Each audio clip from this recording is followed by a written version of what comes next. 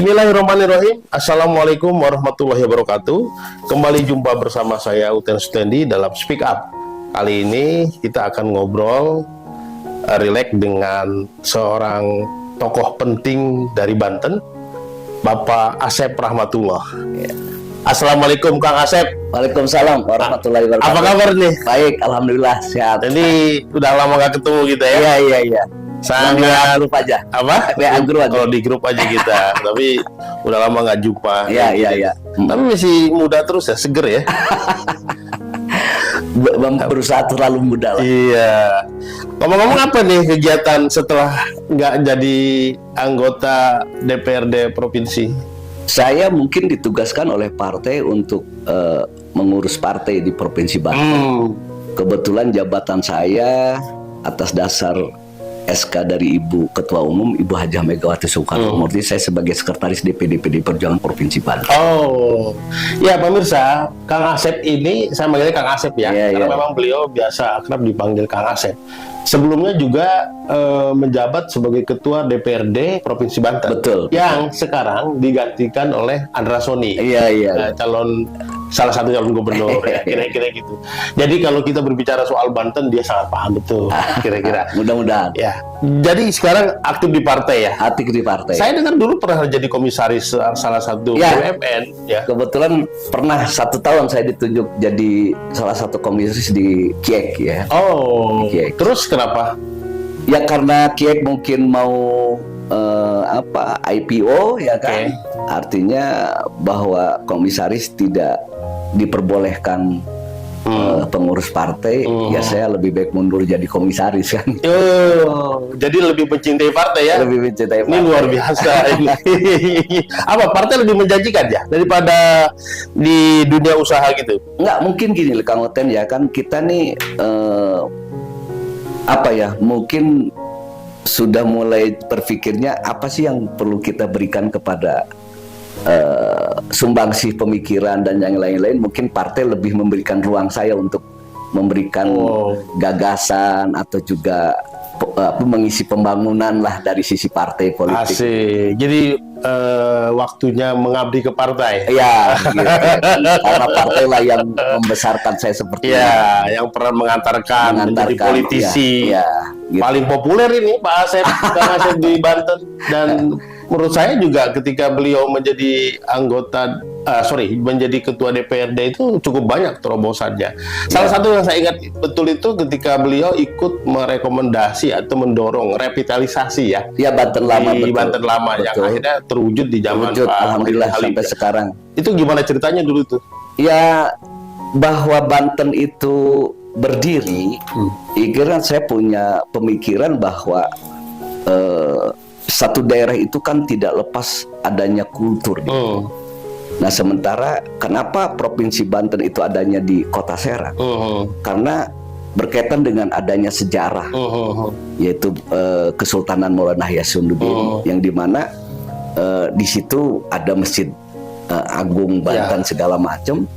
Sehingga waktu itu saya berpikir ini jangan sampai daerah yang dimana sering dikunjungi oleh masyarakat Banten, khususnya umumnya masyarakat Indonesia yang ingin berziarah datang ke Provinsi Banten, salah satunya mungkin ke Kesultanan Maulana Hasanuddin itu, dengan situasi dan kondisi yang pada saat itu ya kan, posisi Banten sudah berdiri kurang lebih hampir 10 tahun. Di masa itu ya? Di masa itu ya kan. Sekarang udah 24 tahun ya? Udah 24 tahun ya kan. Saya punya gagasan untuk bagaimana berdiskusi dengan para kasepuhan di situ ya kan, yang merasa jadi pewaris daripada Kesultanan Maulana Hasanuddin segala macam. Terus kita juga bicara dengan gubernur waktu itu Pak Rano Karno ya kan, untuk bagaimana merevitalisasi itu. Karena pada saat itu mungkin pemerintah bukan tidak mau, tapi persoalan untuk meluruskan pemahaman yang sama gitu kan, itu kan agak sulit Pak Utan. Sehingga pada saat itu saya bicara ke para tokoh waktu itu masih ada Pak Ismetullah almarhum, masih ada Pak Abbas Basit dan lain-lain, juga Fatul Adim. Saya bicara, mari kita letakkan bahwa ini tuh tidak ada lagi kepentingan. Itu Kang Asep yang memediasi ya? Waktu itu kebetulan saya difasilitasi oleh Kapolres Kota Serang waktu itu. Kapolres Kota Serang mengadakan dialog, kalau nggak salah 60 menit bersama polisi. Salah satunya itu. Ya, saya memang tahu betul waktu itu saya sering bolak-balik ke Serang ya. Itu Kang Asep aktif sekali dalam menuangkan gagasan-gagasan pemikiran di media sebagai ketua DPRD ya. Betul. Kenapa kemudian, kan itu sama posisinya dengan Andra Soni ya sebagai ketua DPRD. Kenapa nggak ikut nyalonin gubernur kemarin? Waktu juga Andra Soni kan ketua DPRD. Kang Asep juga betul ketua DPRD. Saya merasa bahwa jabatan posisi ketua DPRD itu bukan batu loncatan untuk jadi gubernur. Ya kan? Bukan batu loncatan untuk menjadi ini, karena pada saat itu kader partai PD Perjuangan, salah satunya Rano Karno adalah gubernur gitu kan. Jadi ya ketika kita masih ada kader partai yang juga memang punya pengalaman dan yang lain-lain, ya sudah, kita tinggal ada yang lebih senior lah. Ada yang lebih senior dan juga punya berpengalaman, dan Rano karena pernah jadi wakil gubernur, terus karena situasi dan kondisi di Provinsi Banten, Rano Karno jadi gubernur. Ya ketika ada pilkada tahun 2017, ya Rano Karno kita calonkan lagi. Oh iya, ya kan? Gitu. Berarti Andra Soni itu memanfaatkan ketua DPRD sebagai loncatan? Enggak juga. Itu kan saya mungkin melihatnya ada dari sisi yang lain. Karena kau nanya kenapa saya tidak menjalankan gubernur, karena saya jawab bahwa ketua DPRD itu bukan satu batu loncatan untuk menjadi eksekutif dan yang lain gitu kan. Saya dengar sekarang ada di ring satu Ibu Airin ya? Alhamdulillah saya dipercaya menjadi sekretaris tim kampanye daripada Bu Airin. Wih, seru nih ya? Ya, gitu. Lagi sibuk banget kalau itu jadi. Ya, kita terus bergerak menyapa rakyat, belanja masalah untuk bagaimana ketika nanti Bu Airin jadi, minimal kita bisa memahami skala prioritas mana yang akan kita lakukan. Emang bakal jadi Airin gubernur? Insya Allah, karena Bu Airin saya rasa bukan orang yang coba-coba untuk menjadi seorang kepala daerah. Dasarnya apa? Begitu yakin Airin? Saya seorang politisi pasti punya penilaiannya banyak ya variabelnya. Satu, Bu Airin itu pernah jadi wali kota Tangerang Selatan 2 periode. Terlepas dari apapun posisinya, Tangerang Selatan boleh dikatakan menjadi pusat kota yang saya rasa kadang-kadang saya juga kaget kalau misalnya saya jalan-jalan ke Sumarekon, kalau saya tidur dari Serang, ini ada di Singapura atau di mana gedung yang tinggi. Tapi hal itu kan menjadi satu buah ukuran. Gitu kan, ukuran bagaimana Bu Airin. Tapi itu tidak semuanya karena pemerintah kota, karena developer juga banyak di sini. Terlepas dari apapun, Pak. Kebijakan pemerintah kepala daerah itu punya andil yang cukup besar. Baik dari sisi tata ruang, ya kan, RDTR dan segala macam. Kalau goodwill kepala daerahnya tidak ada, nggak akan jadi tuh, Pak. Betul. Walaupun pihak ketiga itu kan juga membutuhkan kerjasama yang lain. Tapi kalau kepala daerahnya yang tidak punya pemikiran teknokratis, ingin membangun ya akan tetap jalan di tempat, Pak. Jadi itu standarnya ya? Oh iya, karena acuannya banyak. Terus Mbak Airin sendiri juga kan di Golkar, dia menjadi ketua perempuan Golkar ya kan. Dan juga kemarin dia calonkan legislatif, itu suaranya terbanyak. Ya kan? Tapi kondisinya sekarang kan lagi seru-serunya nih, Airin dikepung oleh begitu banyak partai dan hanya didukung oleh 2 partai, Golkar dan PDI ya. Itu pun Golkar konon katanya setengah-setengah juga. Saya rasa itu kan ada variabel yang memang bahwa dalam satu konteks peraturan bahwa untuk mencalonkan kepala daerah itu kan harus didukung oleh partai politik. Dan kebetulan ada Mahkamah Konstitusi kemarin, yang kemungkinan itu juga menjadi satu buah penyesalan buat partai-partai yang lain. Karena ada keputusan Mahkamah Konstitusi yang boleh mencalonkan hanya sebatas 7% loh. Artinya bahwa ke depan 5 tahun yang akan datang pilkada itu kandidasinya banyak, Pak. Bukan penyesalan apa? Gimana maksudnya? Kan partai politik itu karena sudah terlanjur berkoalisi di sana, ya kan? Oh, di KIM ya? Di KIM. Koalisi Indonesia Maju. Ada keputusan Mahkamah Konstitusi. Iya, ada. Kan mungkin kader-kader yang lain juga. Nggak bisa loncat dari situ. Kalau begini kenapa nggak itu ya? Tapi Kenapa gua nggak mencalonkan kader gua gitu kan? Tapi itulah satu pembelajaran bahwa dalam politik itu kan pilihan. Iya, iya. PDI Perjuangan kemungkinan paling konsisten dalam konteks bagaimana akan mendorong salah satu tokoh untuk kita jadikan sebagai kepala daerah. Atas dasar kekonsistenan itu Allah tidak tidur, Pak. Iya, iya. Ya kan yang harusnya PDI Perjuangan kemarin tidak bisa menghantarkan Bu Airin karena ada peraturan parlemen threshold 20%, ada keputusan Mahkamah Konstitusi yang itu membongkar semua situasi dan kondisi yang sehingga akhirnya Bu Airin bisa mencalonkan. Jadi walaupun sekarang dikepung oleh 10 partai, Airin yakin bisa Insya Allah, Pak, keluar dari kepungan itu.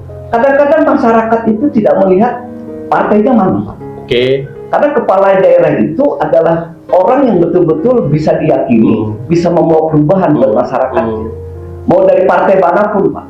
Oke. Gitu, kan? Oke, sekarang perubahan apa sih yang mau diambil Airin itu?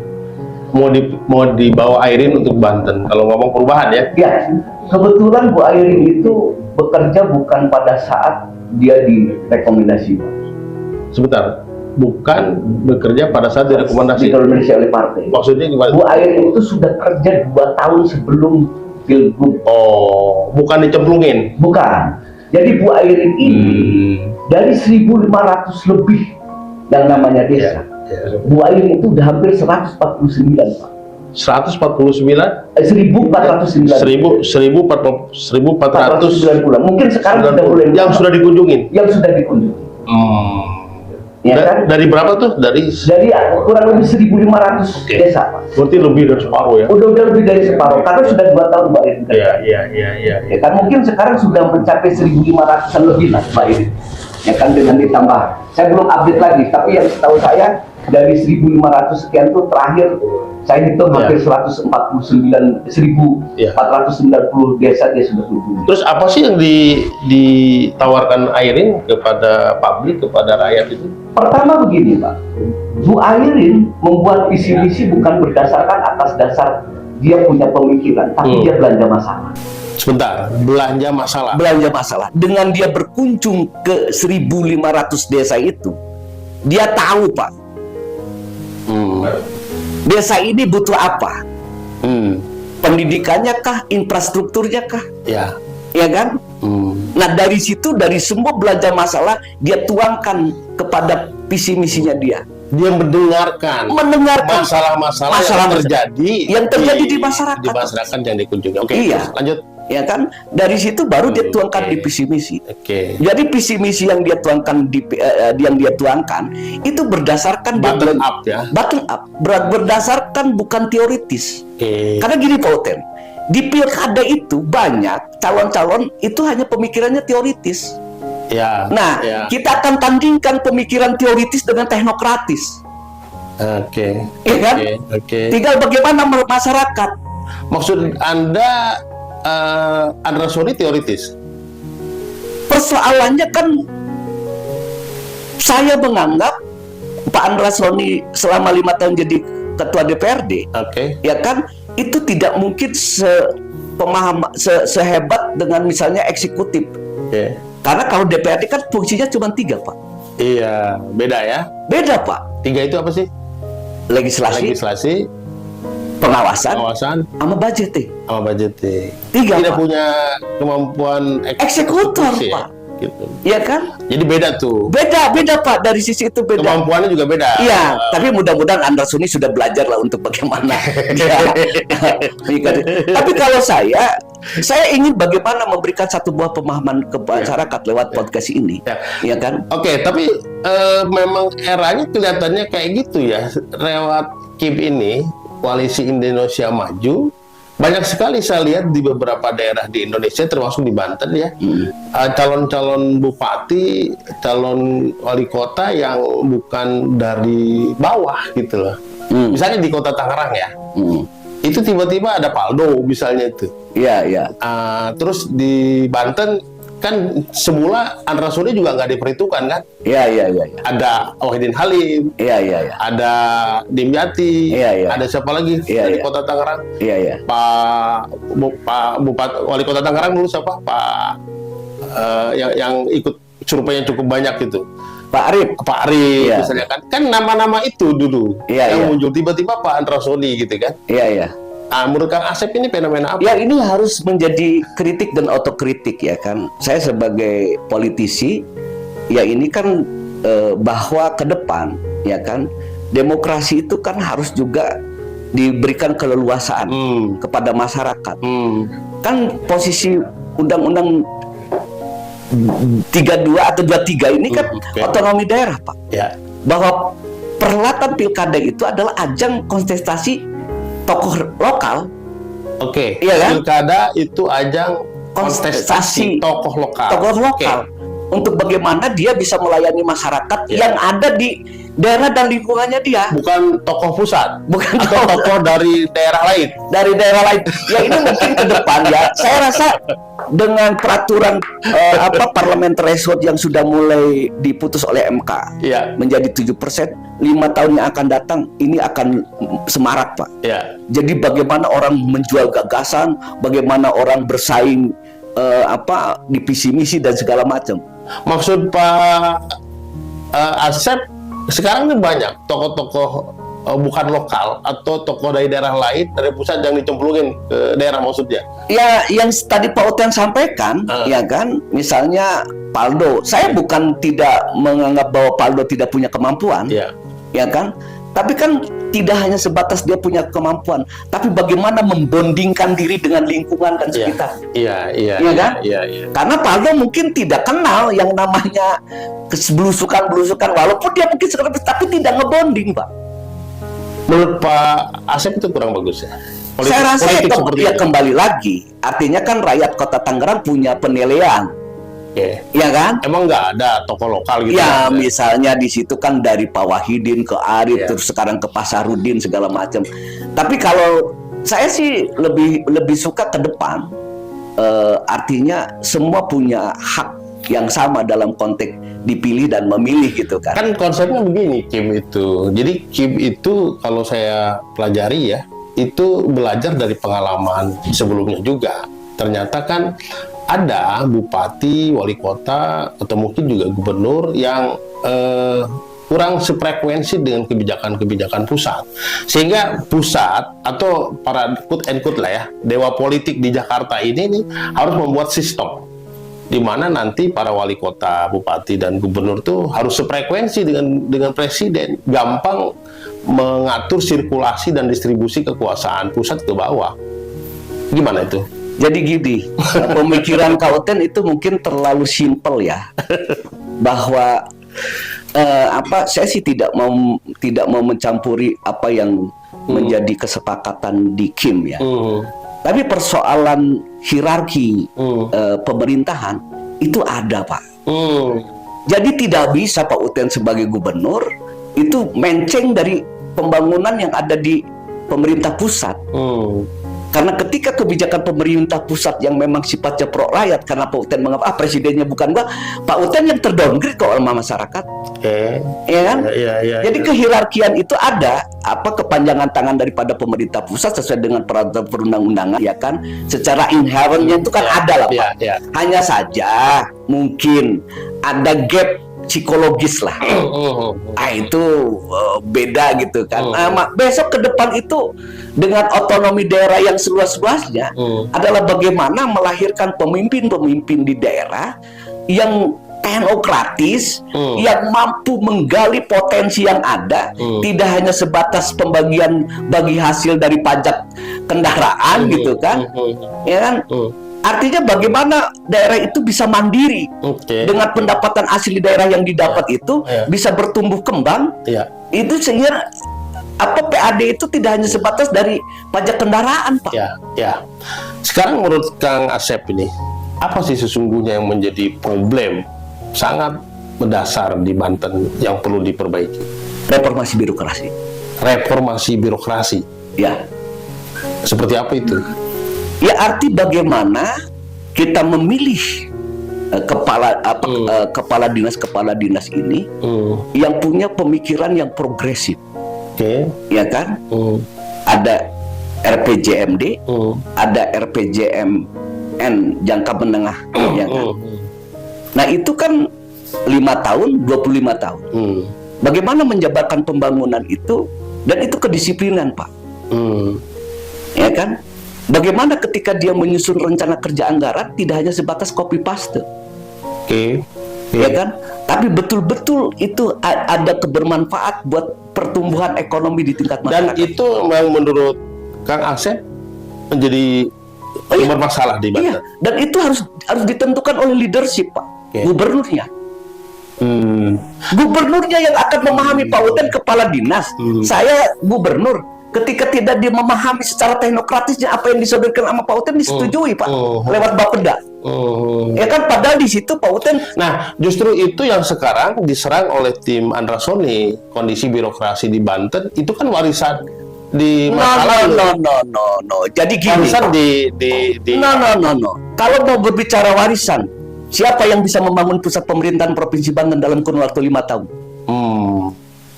Ya kan? Jadi jangan melihat Banten dari sisi kekurangannya. Ya kan, mungkin dari seluruh provinsi Banten, dari seluruh provinsi yang ada di provinsi Banten di Indonesia, Banten lebih progresif, Pak. Dari sisi pembangunan infrastruktur sekarang itu dari 100% target, ya kan? Itu udah 97%, Pak. Sehingga Bu Airin tinggal menurunkan bagaimana pembangunan itu kepada tingkat penghubung desa, poros desa dia bangun. Tapi kan kemiskinan di Banten ratingnya masih tinggi. Yes, Pak. Kenapa? Kedua, stunting juga masih tinggi. Nah, itu kan bagian daripada bagaimana kita berpikir untuk mengurangi apa yang disampaikan oleh Pak Uten itu. Jadi kita nggak boleh berkutat kepada data statistik, Pak. Ya kan? Tapi bagaimana keluar dari data statistik itu? Berarti kan kita harus punya pemimpin yang progresif, yang teknokratis, yang tidak hanya sebatas hafal luas provinsi Banten, hafal jumlah provinsi Banten. Nah, kira-kira seorang Airin mampu nggak mengatasi atau melakukan reformasi di sana? Kan begini, waktu saya wawancara dengan Pak Wahidin Halim, itu justru dalam tanda petik ya, sehebat dia, maksudnya dia punya pengalaman banyak lah sebagai seorang wali kota dulu, itu pun masih susah melakukan reformasi di Banten. Karena gini, Pak, untuk jadi gubernur itu tidak boleh melahirkan satu buah ego sektoralnya. Bagaimana dia mendengar, bagaimana ada teamworknya, ya kan, yang memberikan masukan. Jadi gubernur itu bukan segala-galanya, Pak. Ya kan? Makanya Airin membuat satu buah teamwork. Siapa? Karena tidak bisa diselesaikan oleh Bu Airin semua, Pak. Sehingga masukan-masukan yang kira-kira bisa dieksekusi dengan tidak melanggar peraturan dan perundang-undangan yang lebih tinggi, lakukan, Pak. Ya kan? Pak Wahidin itu kemarin jadi gubernur, mohon maaf, ketua DPRD-nya saya, Pak. Ya kan? Itu ketika Bank Banten itu era saya, Pak. Bank Banten saya yang mendirikan, Pak. Saya fight habis-habisan untuk bagaimana mendirikan Bank Banten itu. Karena saya anggap Bank Banten itu adalah satu bentuk pengakuan atau marwah. Walaupun kemudian bermasalah juga. Itu kan bagian daripada proses, Pak. Artinya kan tidak bisa kita membersihkan dari unsur oknum dalam konteks tata kelola pemerintahan. Nah, ketika Pak Wahidin jadi, Pak Wahidin nggak punya goodwill untuk bagaimana membangun Bank Banten itu menjadi bank yang sehat. Ya kan? Banyak orang yang nyalahin. Karena kenapa? Waktu itu Pak Asep melakukan persetujuan membeli bank yang nggak sehat. Ya mana ada Pak bank sehat dijual? Logikanya kan nggak ada, Pak. Ya kan? Tapi bagaimana dengan nilai kesakitan yang tidak terlalu parah dengan APBD yang harga relatif murah, tapi kalau misalnya seluruh APBD kabupaten kota ini disatukan yang totalnya mungkin kalau diakumulasikan mungkin sekitar 45 triliun. Ya kan? Tapi Pak Wahidin dengan kebijakannya memindahkan kas umum daerah. Sehingga timbul satu buah kekhawatiran, terjadi ras. Ya kan? Orang yang nabung di bawah ini kan. Kenapa? Karena Pak Wahidin menganggap Banten bukan legasinya dia. Ingat Pak, ke depan itu, mari letakkan Banten ini bukan atas dasar kepentingan kelompok dan golongan dalam konteks Mongolia, tapi Banten ini milik bersama. Kalau itu yang dijadikan landasan, jadi tidak ada lagi, oh ini eranya Bu Atut. Maksudnya Pak Wahidin masih ada ego sektoralnya gitu. Ketika dia bisa membedakan itu, orang saya itu saksinya Pak waktu itu. Ketika bagaimana memisahkan perda posisi BGD yang dimana Banten masih di bawah PGD, kita ingin pisahkan, itu tidak pernah terwujud Pak. Sampai saya berhenti jadi anggota ketua DPRD waktu itu. Yang menurut saya itu cuma hitungan mingguan Pak. Ketika naskah akademiknya masuk ke DPR, saya godok, saya bahas, saya paripurnakan, pisah tuh Pak BGD dengan Banten. Tapi itu tidak. Dia selalu bilang, yang menyelamatkan Banten kan saya katanya. Di mana kas umum? Jadi gini loh, saya pelaku, saya ada di dalamnya, ya kan? Makanya kalau mau berdebat mungkin dengan saya ketua DPRD-nya, Wahidin gubernurnya. Nah ini kan bagian daripada kritik order kritik. Saya ya karena Pak Uten menyampaikan ke saya bahwa Pak Wahidin sudah semua Pak, tapi saya juga mengapresiasi ada keberhasilan Pak Wahidin. Jangan sampai statement saya itu menampilkan keberadaan Pak Wahidin sebagai gubernur. Kalaupun memang Banten Pak Wahidin ya sudah kita apresiasi. Saya ingin ke depan, mari kita letakkan Banten ini punya tanggung jawab kita semua bersama. Nanti sebelum masuk ke programnya, kan ada lagi nih yang sekarang disorot oleh masyarakat tentang Airin ya. Itu soal di belakang Ibu Airin kekuatan politik sangat kuat itu, dinasti politik. Itu sekarang menjadi sasaran tembak itu, bos. Makanya sekarang saya sih ingin pengamat politik dan segala macam, mari nilainya kepada hal yang objektif, jangan subjektif ya. Di mana dinasti yang nggak boleh itu Pak, ya kan? Dinasti merubah konstitusi, iya kan? Gibran misalnya yang secara aturan dia tidak boleh nyalon jadi ini karena ada keputusan Mahkamah Konstitusi yang dimana pamannya jadi ketua MK yang sampai saat ini juga sudah divonis menyalahi kode etik, itu kan sudah terbukti Pak. Jadi dinasti itu mau siapapun Pak, saya tidak anti Pak. Ya kan? Karena mungkin karena ada catatan sejarah. Sejarah yang mana? Sejarah soal apa tuh? Soal hukum ya, soal persoalan hukum Pak. Semua di Republik ini, siapa yang akan mengatakan dia paling bersih? Ya kan? Apalagi tagline, udahlah. Saya ini pelaku di pusat pemerintahan gitu kan. Jadi mari kita letakkan bahwa kepentingan masyarakat itu di atas kepentingan kelompok, golongan, dan pribadi. Ya kan? Nah, fungsi kontrolnya semua. Sehingga keterbukaan dalam konteks membawa Banten menjadi lebih baik itu ke depan ada, dan Airin terbuka untuk itu semua, Pak. Dengan kata lain, Anda ingin mengatakan bahwa Airin berbeda dengan dinasti politik Banten dari sisi mindsetnya? Saya rasa dengan dia menjadi wali kota Tangerang Selatan, Pak Uten mungkin orang Tangerang, lebih bisa menilai secara objektif, jangan subjektif loh ya. Kalau subjektif kan orang bagus juga pasti dianggap jelek, ya kan? Tapi objektivitasnya ada kan? Bahwa Tangerang Selatan selama 2 periode Bu Airin dia clear. Nggak mungkin Bu Airin kemarin calon anggota DPR suara terbanyak di Provinsi Banten kalau dia tidak punya nilai plus di mata masyarakat. Artinya sudah teruji ya? Sudah teruji. Kalau begitu ke depan nih, kalau Airin menang, katanya yakin lo menang ya?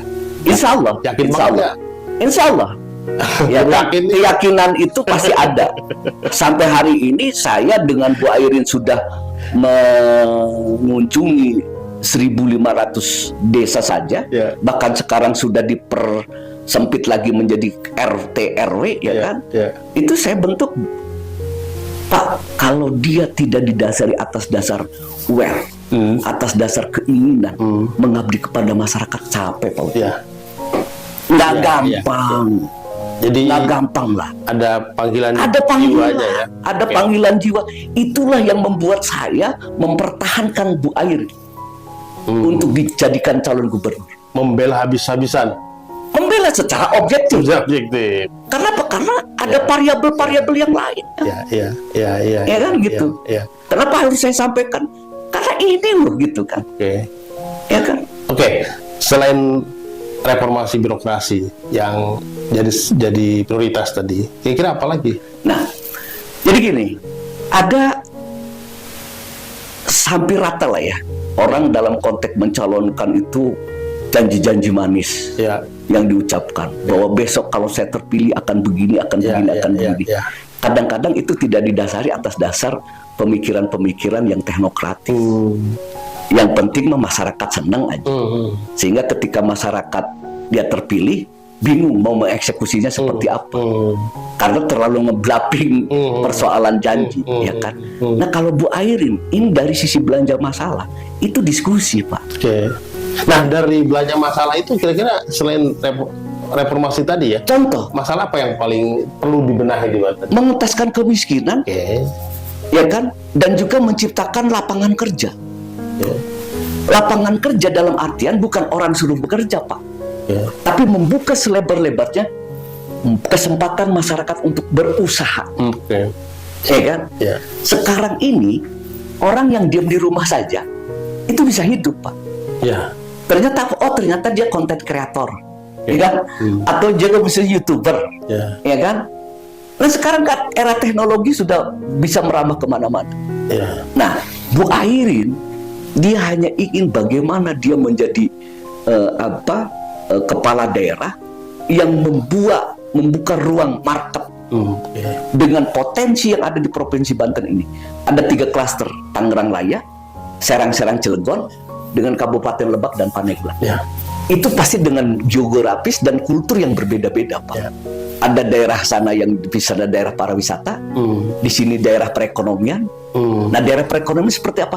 Pangsa pasarnya luas Pak. Ya. Nah kalau UMKM ini tidak dijadikan ruang untuk bagaimana mengangkat pertumbuhan nilai ekonomi daripada penggerak UMKM ini, ya mereka nggak hidup Pak. Tinggal goodwill dari pemerintahnya. Ya. Bagaimana memfasilitasi mereka ini? Karena banyak Pak, dinas koperasi itu kadang-kadang dia memamerkan Pak Uten nih sukses jadi UMKM atas dasar keringat sendiri, tidak ada bantuan dari pemerintah. Saya sebagai kepala dinas koperasi, itu ada tuh, ya kan? Makanan Uten sukses. Saya datangin Pak Uten, saya dari, ya kan? Dimasukin deh Pak Uten jadi apa? Jadi binaan. Instan kan? Ya, menurut saya sih Banten itu potensinya dari sisi UKM ya itu besar sekali. Tapi juga yang lebih besar itu juga brand Banten sebagai daerah daerah budaya yang punya nilai historis sangat banyak, sangat kuat. Harusnya itu menjadi kekuatan gitu. Yang selama ini menurut saya itu tidak dimanfaatkan, dimaksimalkan. Ya, makanya yang tadi saya itu kan yang saya baru sampaikan kan salah satu di UMKM. Iya. Bicara tentang bagaimana budaya. Artinya kalau soal UKM, soal jaringan dan seterusnya itu kan kota-kota lain, daerah-daerah lain juga melakukannya. Tetapi yang menjadi khas Banten itu, misalnya soal kekayaan budaya, kekayaan sejarah, itu yang harusnya menjadi modal kita untuk take off sebagai sebuah. Itu kan Pak Oten baru menyampaikan itu udah ada di saya, Pak Otennya kan belum nanya. Ya, itu udah ada semua di visi-visinya Bu Airin. Udah ada semua. Saya kan nyeritain salah satunya adalah UMKM. Ya kan, UMKM ini bagaimana bertumbuh kembang. Bagaimana Bu Airin nanti akan mengangkat budaya-budaya di Provinsi Banten. Misalnya tentang budaya persilatan, pendekar Banten.